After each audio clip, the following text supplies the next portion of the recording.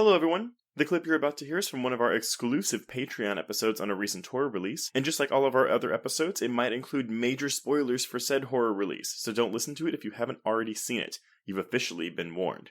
And if you'd like to hear the full episode, just head on over to patreon.com/horrorqueers and subscribe today. Without further ado, here is your exclusive Patreon clip. Yes, very much so. So, okay, Joe, so we beat around the bush a bit, but let's get this out of the way. Would you recommend They/Them to our listeners? I absolutely would, although I will say I'm not exactly sure who the primary audience for this is, because I do think a lot of the horrific elements of this film are going to feel familiar to queer people, and I think that this is going to be almost too queer for straight audiences. So I'm actually worried that this is going to fall by the wayside because no one's quite sure if it's intended for them. But with that said, I think there's lots of really interesting things that we're going to have a great conversation about.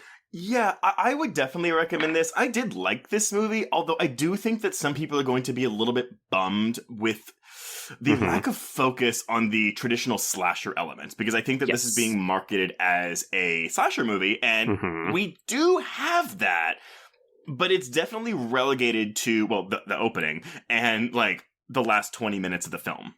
Yeah, I actually think I would have preferred if we had just done away with the whole masked killer thing and just focus on the kids fighting back against Kevin Bacon and his cronies. I think that actually would have been a bit more satisfying, but I appreciate that this is probably an easier way to sell a film because, slashers, built-in target demographic, built-in market for it. Admittedly, like when I watched this, there was a couple of moments of, well, this is not what I was expecting it to be, because, and I don't know what I was expecting per se, but I guess when I heard the premise, a mass killer at a gay conversion camp, I really was expecting some of the kids to start getting offed, and then, they come back and, like, get their revenge. We don't have that, and when I finished watching this, I messaged you and I was like, I like this, but I think the ending is going to be contentious.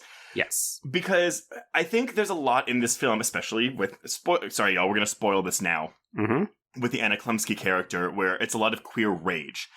Yes. And I think that the way this film ends, I think it's going to be really controversial, because I think a lot of people are going to want to see Jordan's side with the Anna Chlumsky character, Molly, and we don't get that because it's a high road ending, and I think that some people are not going to be okay with that.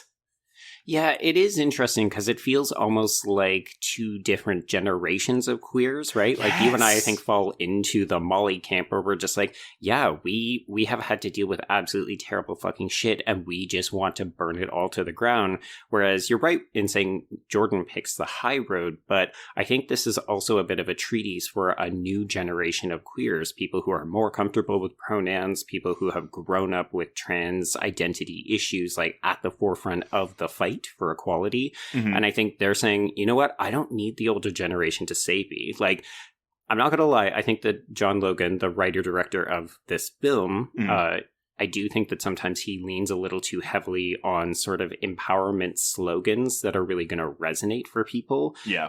It feels almost a little on the nose at times, but that line in particular, when Jordan says, like, I don't need you to save me, I can save myself, I was like, you know what? I think that's actually the whole takeaway from this film is, like, the kids are going to be okay, but they also need to do it for themselves. Well, yeah, they're also walking away from any of this. So, like, they're saying it's not too different again from those older generations where it's like, we're just going to go and make our own safe space and get away from this.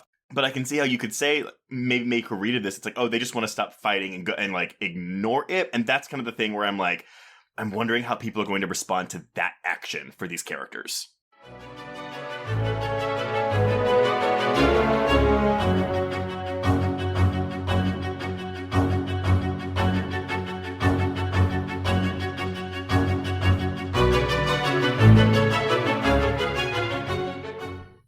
It was late in the afternoon when the professor and I took our way towards the east, whence I knew Jonathan was coming.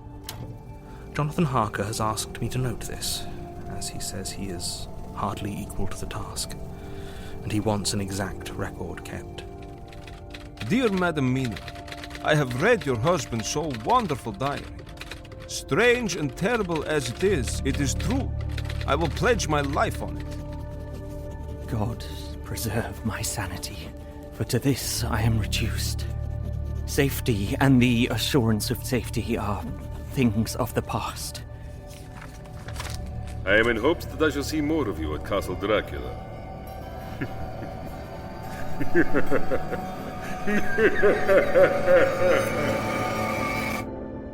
Listen to Regarding Dracula wherever you listen to podcasts, or find us online at bloody.fm.